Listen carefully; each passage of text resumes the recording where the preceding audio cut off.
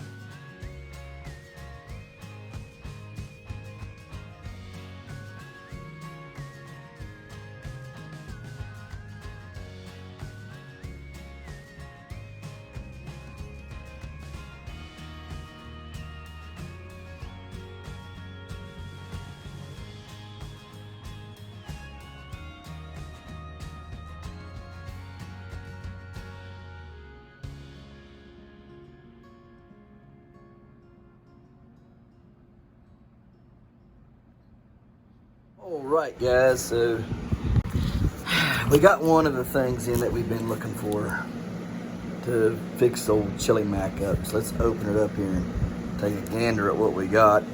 Still waiting on the other thing. It says it was going to be here today. It's supposed to be. It was in Beckley, so I mean that's not just 30, 40 minutes up the road from me.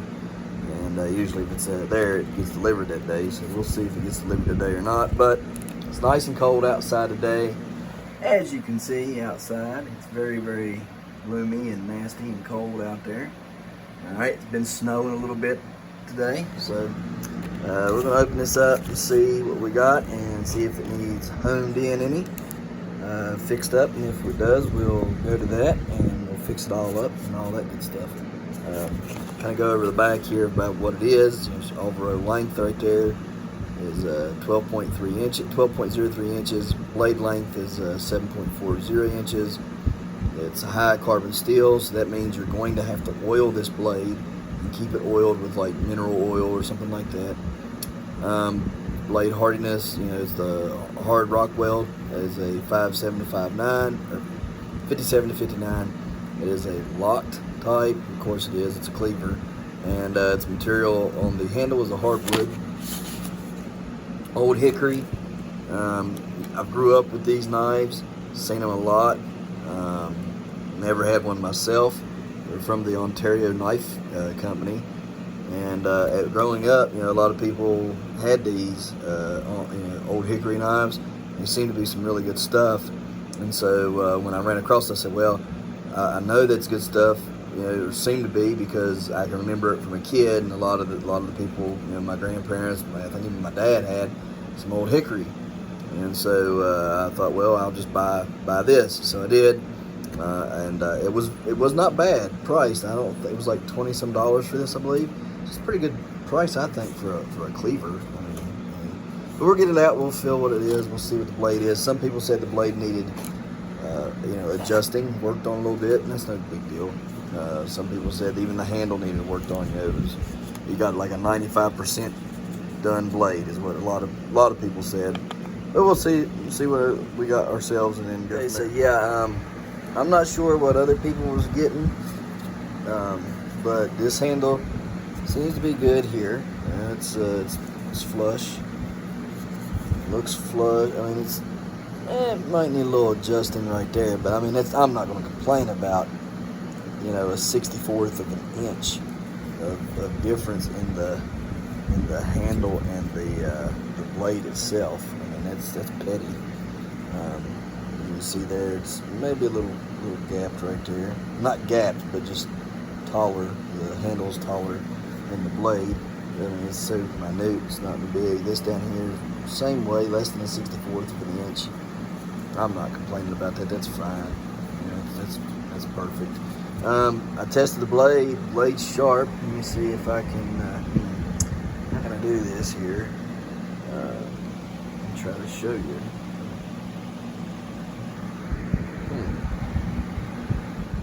All right, so went to go grab my tripod so we could finish this little segment up here, and I found that I left my seeds out the other day and all that rain. Oh goodness, I don't think it's wet inside them. Lettuce, fennel, and a whole bag of these. Thank goodness it don't appear that any of them is wet. It's close though, very, very close. All right, now, what did we get today on our packages? We got our zinc sulfate to go with our copper sulfate. So now we're square on the sulfate, on the copper and the zincs. All right, now what else do we? Oh, here we got that today, but that the Ups guy brought that. We'll show you that in just a second, though. But here's the other part that we've been waiting on, and so I guess today's the day. The old Chili Mac, we're gonna have to say goodbye to the fella. Is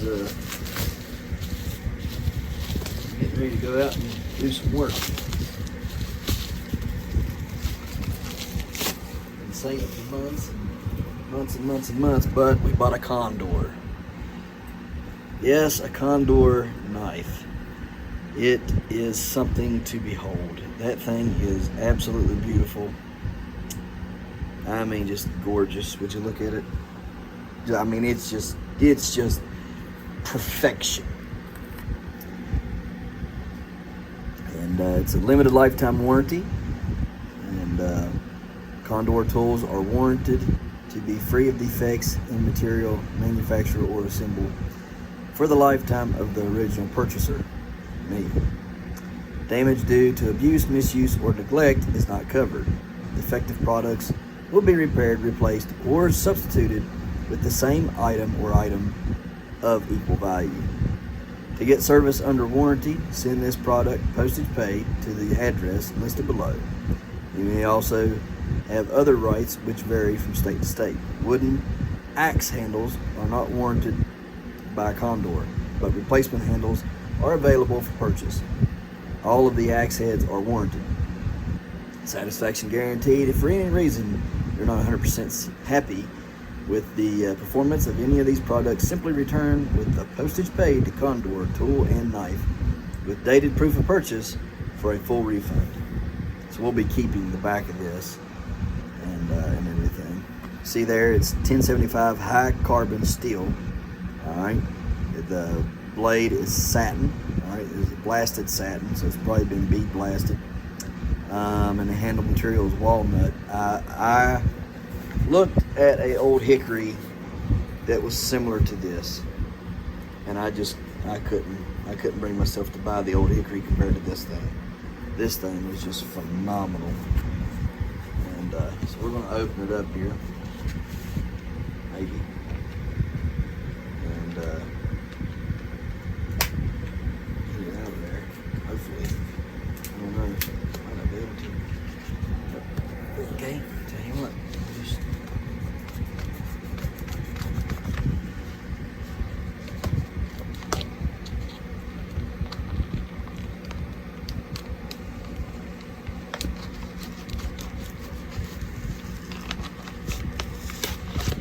good.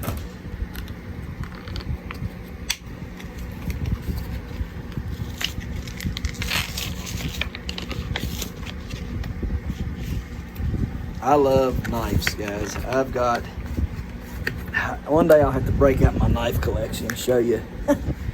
I've got Tops knives, I've got tons of case knives, I've got so many knives, and it's funny. But I know my blades, and I know my blades well. I learned very well when I was in the Army about it. And had a bunch of blades when I was in the Army, and brought a bunch of them home, and gave a bunch of them to my brothers and stuff. But this thing here feels, I mean, That is probably one of the best feeling butcher knives that I have ever held in my hand, guys. I ain't kidding you. That thing is wicked. I mean, the handle feels good. It's light. It's got the action. You know, be like Doug Marcaida on Forged in Fire. You know, that's one thing I want to do. Is I want to one day get my own forge started. Anyhow, let's see how sharp it is.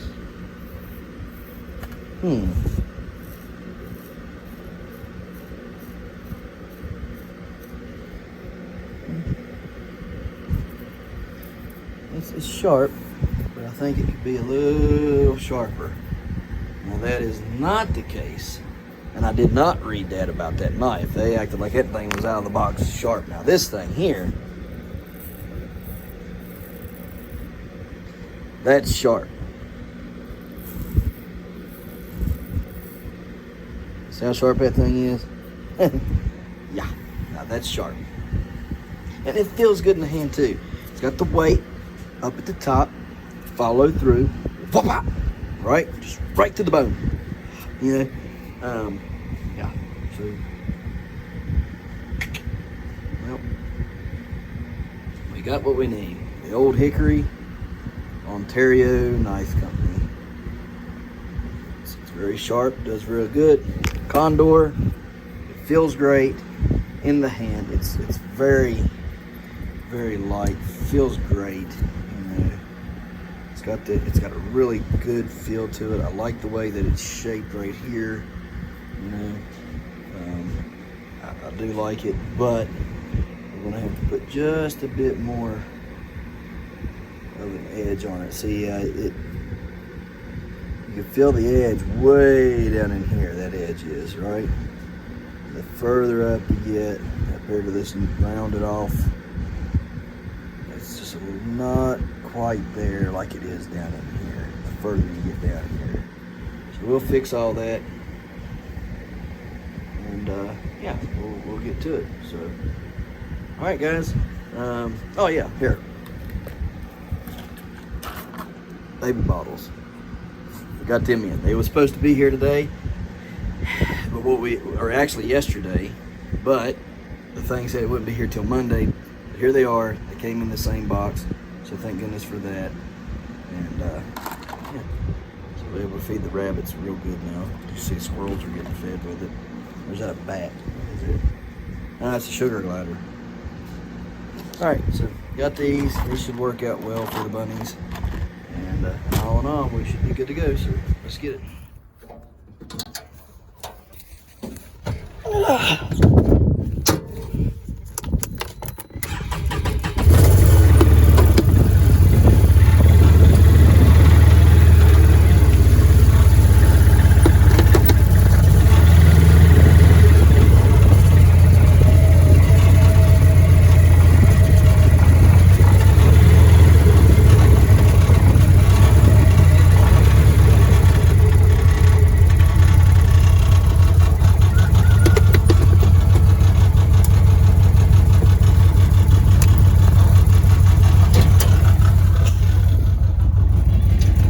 Set this up for you. So we've hung this pole right here, right over the stakes. It's very, very durable right there. It should hold him. These are just to keep it from trying to roll right here any. Once we start to get it on there. We got the side by side right there for now that we'll use to pull him out of there.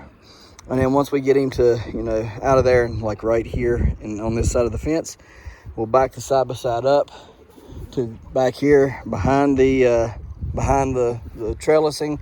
We'll bring the winch over this and down, and then, well, no, probably go under it first. Bring him up to here, then put the winch over this and draw him up and hang him off of this to do everything with him.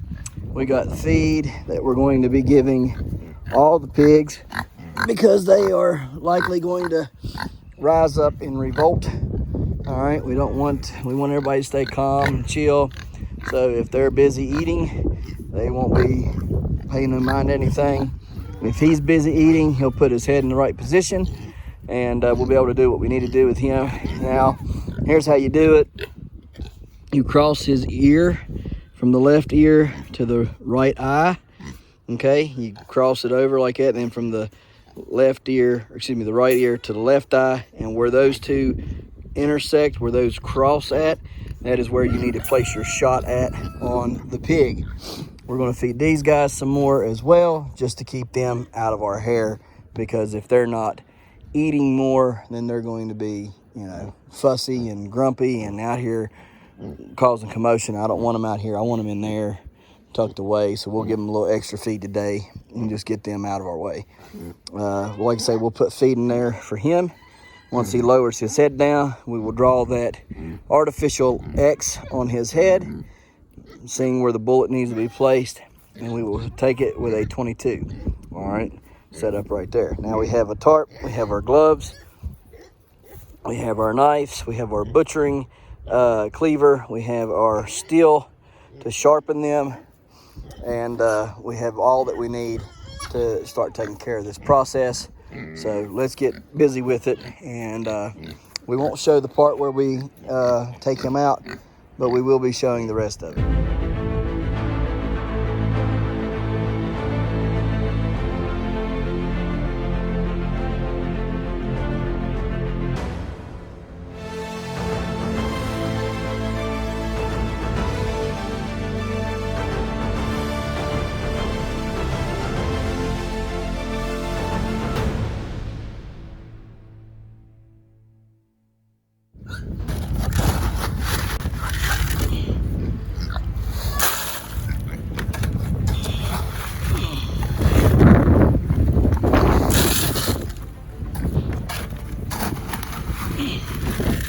Come on, Wilbur, come on.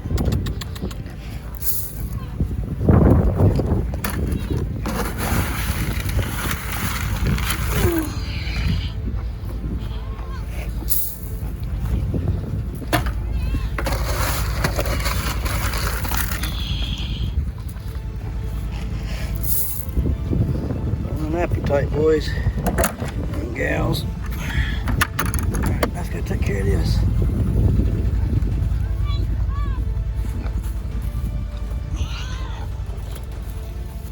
I'm coming, boys.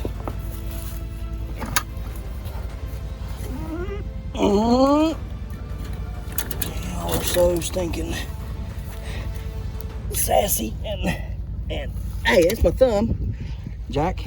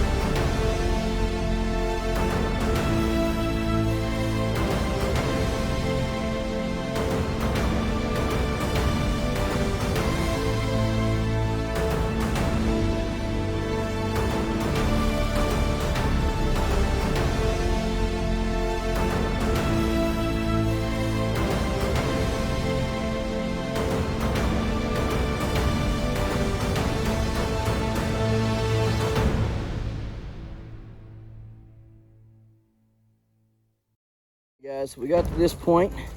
Now we're going to start removing the head and split him down the middle, remove his intestines, and then we will start the process of pulling him apart, provided that there's enough light. If there is not enough light, or it gets too wet out here, which you can see it's really wet, may just save it for in the morning.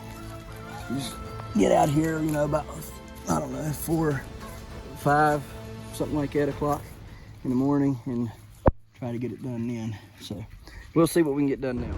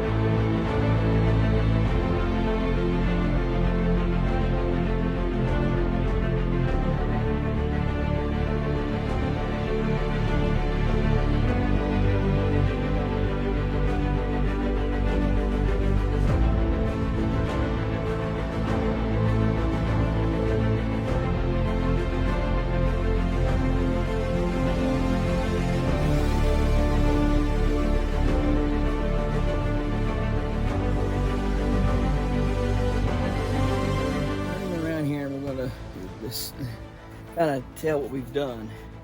So we've laid his penis up over the bar here, okay, and that's where it stayed for quite a while until we were able to work around here, cut the tailbone off, okay. Once we removed the tailbone from the end of the tailbone where it runs into the spine, and it's now attached to only the hide, we were able to work the anus around, okay, around the hole, and get all that now into one clump. So now what we've done on this side is we cut the H-bone right here, the pelvic bone, okay, and we've removed it completely right here in about 1.5 inch gap. Now all of this is free to move when I tug. So his anus, so now when I completely gut him and remove him from up here, his guts, his testicles, and his penis and his butthole, anus, will all come through right here, okay? We'll be able to pull in one quick motion, and the anus, testicles, and penis will all come down, and this will all be removed at once, okay? So let's go turn him around here, put you guys back on time lapse, and continue to work on this guy.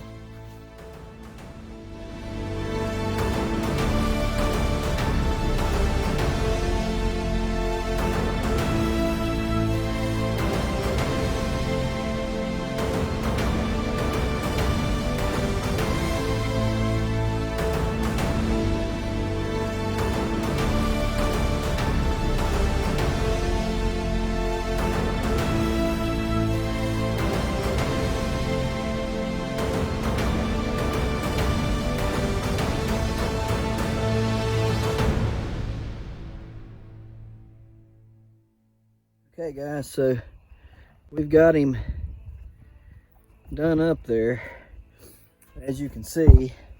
Debating leaving him hang overnight. You'd say he's not a very big pig, but I tell you what, he don't have very big hams, not a lot of bacon on him. But my gosh, I bet you that hide weighs every bit of 75 to 100 pounds. I mean, I can't hardly lift it. You see that hide? That's every bit of 75 to 80 pounds. That hide.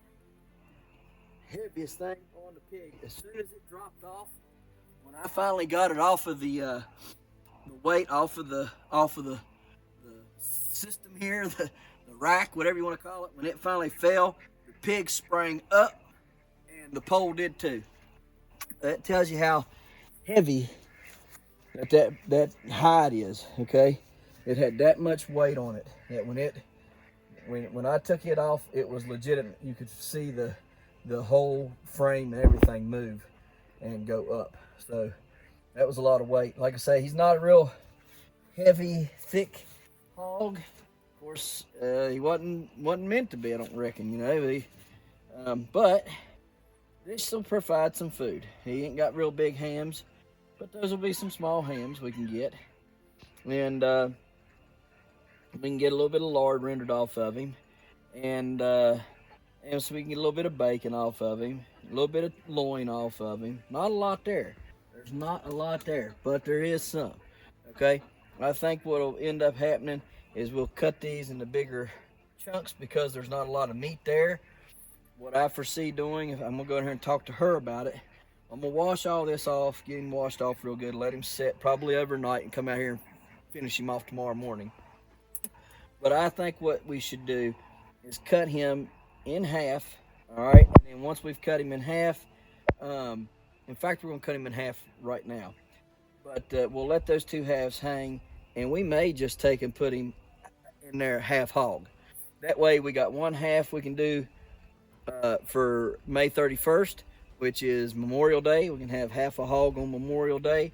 We'll have half a hog on the 4th of July, and he is big enough, he can fit in my deep freezer just like he is. And if I can't fit him in there lengthwise, what I can do is I cut him in half this way, and then cut him in half this way, and make him in quarters, and we can still get him in the freezer tucked away just like that. He should be good to go. Let me cut him in half, and then me and her are going to talk a little bit about it, and we'll see what we come up with. But I'm pretty sure we're going to finish him off tomorrow morning.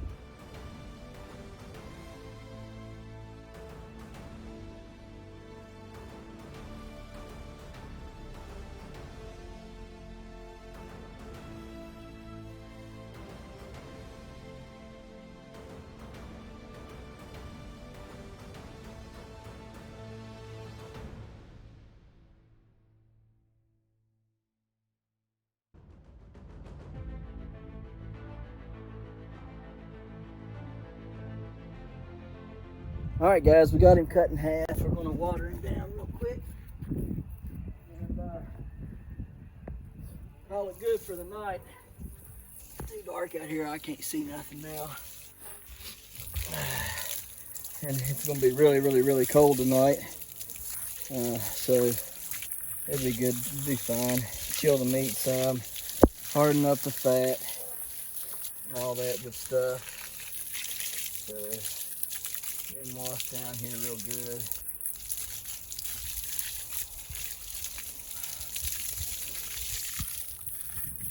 Like I said, not a whole lot on him. As big as he was, not a lot of pig hair, but that's all right. I think this will be perfect for a 4th of July celebration, or Memorial Day celebration, or even Labor Day celebration, right? We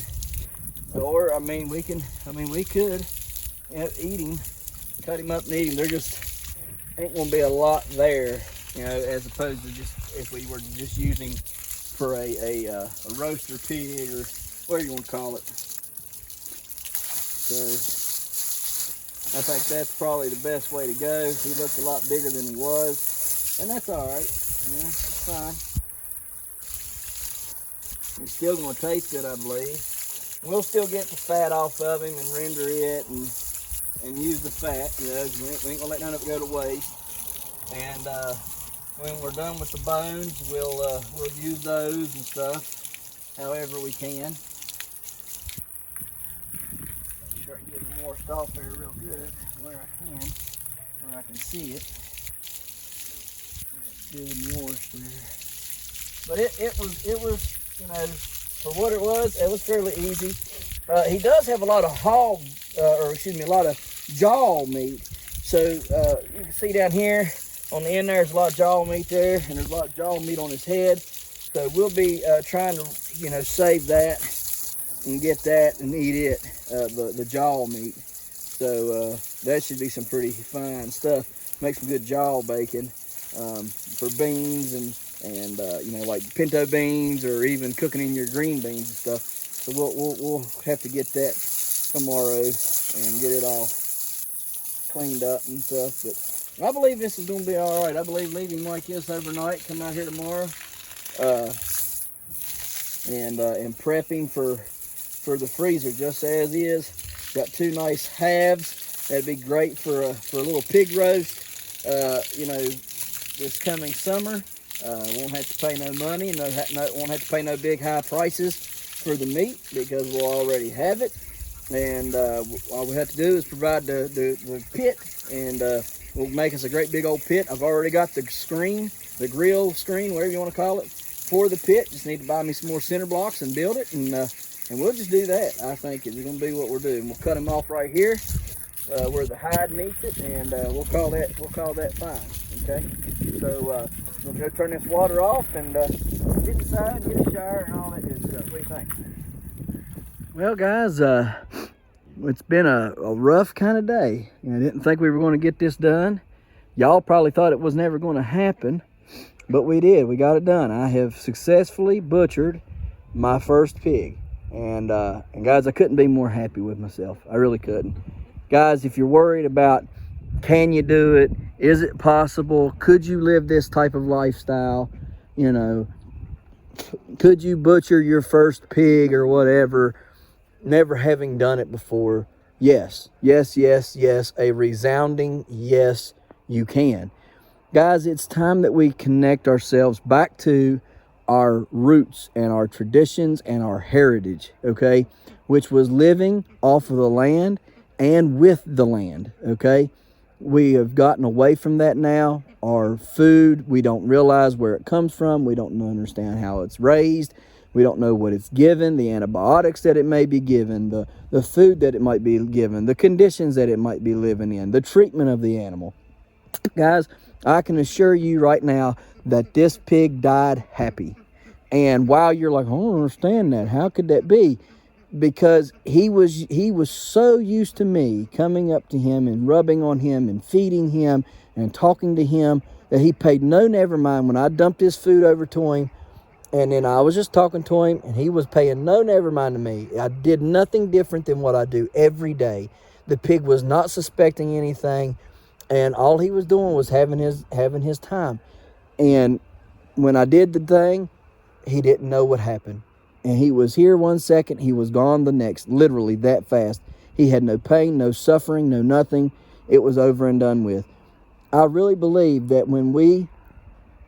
Check them 2 birds flying there. Can y'all see them? I hope you did. Picked 2 big ducks. Anyways, I truly believe that by raising them like this, by talking to them and interacting with them and stuff, while it's not fun, and it's definitely a hard thing to do, okay, at the end of the day, I know that that's sustenance for my family, okay?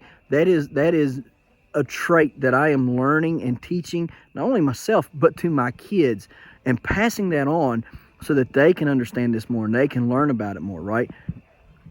Now, I realize that some of you are probably going to be like, I don't get that. I don't understand that. And I understand that you might not understand this. But if you really get in, step back and take a look at our world and everything that's going on in it, half of the people don't realize how valuable the food is until now, when food's skyrocketing, prices of meat are through the roof, if you can even find the meat you're looking for, right? And so if you think about this, I got that pig for free last year. I should have butchered him in the fall, and I didn't. Should have butchered him this winter, but I didn't, okay? It wouldn't have mattered how much food I fed him. He would have still been, or how long, right? He was the same size this year. Well, maybe a little bit bigger now than he was last year, if you go back and look at the videos. But here's the thing. I know everything that pig was eating. I know all about that pig. And I am comfortable with eating that pig, knowing I didn't have to, that it's not jacked up on steroids or antibiotics or any of that other stuff. It was fed good food. It was given love and care, okay? And in the end, it was sad to do what I done, but I understand it, okay? I understand that that's where my food comes from. The same as when I go out here and I feed these deer all year long, right? I feed them all winter. I watch those mommies have them babies. I watch them babies grow up, and I watch me shoot them, and I watch me butcher them, right? There's no difference in that. than there is this pig. Okay, it's the same concept, but I'm raising it not in a wild environment, but in a contained environment. I have more control over it, and I know exactly what's going on with it, right? But it's still the same love and attention and care, you know, with the deer, right? I still love them. I still care for them. I still love to watch them and all that stuff.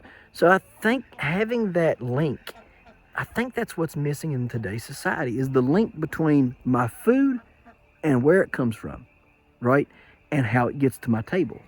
And I think by doing this, I, for at least my family, am putting that link back together and back in play to where my children know that the food comes from out here, and the food comes from a sacrifice, not only from the animal, but a sacrifice from the person. Because you see, there's something that has to be, there's a part of you that is saddened when you have to do this, okay? And while it's food and it's sustenance and you're happy that you got food and you can provide for your family, that part of you, okay, that part of wanting to, you know, cipher between loving it and eating it is still there. Okay, so you have to sacrifice a little piece of yourself in order to do this, okay? But in the end, somebody's having to do it. Whether you take it to the butcher and then bring it home, or you do it yourself and save your money, okay? Because right now, if you can even get a butcher right now, it's expensive to get them done. And it wouldn't have been worth our time to take this one. And we wouldn't have known that until he got butchered, and we might not have got 25 pounds worth of meat back from him, okay? But now I have my own options, my own choice. I can say, hey, you know what? Not much there. I think this is what I'm going to do. It's a better route, and it'll still be feeding us and having some fun tied into it, okay? Now we can focus on getting a bigger pig, raising that pig up, butchering it this fall, and we have knowledge of how to do it, okay? So guys, I hope you guys have enjoyed this video. I hope you have learned something. I hope you can take away something. If you have any questions, concerns, comments, please comment them down below and let us know. If you don't mind, I would love you guys to start sharing these videos more. It would really help me build the channel as we're looking to get up to 1,000 subscribers by June. There's also a competition going on, or not a competition, but a drawing going on every month at the 15th. So you have between the 15th of one month to the 15th of the next in order to win prizes. There's several videos up on that. The next drawing will be April 15th, and the winnings are going to be seeds and fertilizer. So guys, get in it while you can, because I don't know how long the fertilizer stuff will last, okay? I have enough for several drawings, but I don't know how long my sponsor will continue to give me fertilizer for these drawings. So please hop on board, help me out. Guys, if you're looking for fertilizer, go over to Previgenics.com, certified Previgenics.com, where you guys can find all the fertilizer that you're needing for your garden, okay? Whether you're growing giants or whether you're growing a garden to feed you and your family, you can find quality and affordable products over there at CertifiedPrevigenics.com, and you can get 25% off of your orders right now for their spring discounts or whatever, right? And you can get to 25% off at CertifiedPrevigenics.com by using coupon code GIANT, and you'll save 25%. There's also $75 free shipping. So if you spend $75 or more, you get free shipping, okay? So 25% off using coupon code GIANT, and you get if you spend $75 or more, you get free shipping on your order. Guys, I'm telling you, I've used this stuff. You guys have watched me use this stuff. It's worth it. It's worth every penny that you spend on getting it, okay? I really believe a lot in the CalMag. The CalMag has had me convinced since last year. I'm very convinced in the liquid compost. I'm very convinced in the Mobile Microbes Plus and the pure L-amino acids. The Microgenics, I have used it, but I have not used it in great detail, like great lengths, right? I've not used it a lot. But I do believe it is worth trying and having, because it can be useful in applications when you need those nutrients boosted, those micronutrients. And there's so many other products over there. There's zinc boron, their boron works really good. I do like that. Their Bloom Boom, it's good stuff. It's a 963 or a 936, something like that. It's good stuff. Used it quite a bit here recently, and I like it. So anyways, guys, go over there, get you some fertilizer, They have trying their best to not raise prices. While everybody else on the market is raising their prices, they're trying to keep them affordable for everybody because they know that times are tough and you, the consumer, have got to be able to feed your plants so you can feed your family. Or if you got a produce stand so you guys can make money to feed your family. All right, guys. So anyways, we appreciate you watching. We're so thankful for each and every one of you. Guys, we'll see you tomorrow right here in the hollers and hills of West Virginia. Don't forget to smash that like button. Hit that notification bell. Don't forget to share. Thank you, good sir. You're welcome. And subscribe.